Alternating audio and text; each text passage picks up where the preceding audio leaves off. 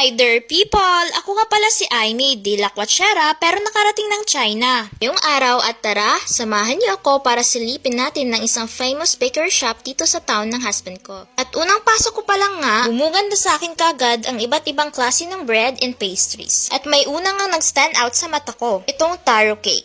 At dahil na-curious pa ako at na-amaze sa packaging nila, nag-ikot-ikot ako para makahanap ng iba pang bread and pastries na pwede kong subukan. At bread na pwede din sa anak ko. Siyempre, kung meron sa nanay, dapat meron sa anak. Alam nyo ba na di matamis yung cake nila dito? And almost sa mga product nila ay gawa sa iba't ibang prutas na kahit bata o matanda man ay surely na magugustuhan. At sa kakaikot ko nga ay meron ako nagustuhang isang small cake at bread na parang strawberry flavor na di ko alam ang pangalan. At dahil may iba pa kaming pupuntahan at nagmamadali ng aking asawa, ay pumunta na ako ng cashier para magbayad. At alam nyo ba, almost sa kanila dito ay di na gumagamit ng paper bill. Nagbabayad sila through QR code by scanning using their WeChat or Alipay. After nga naming magbayad ay nagdesisyon na kaming umuwi kaagad para matikman ko muna ang aking mga napamili bago kami pumunta sa panibago naming pupuntahan.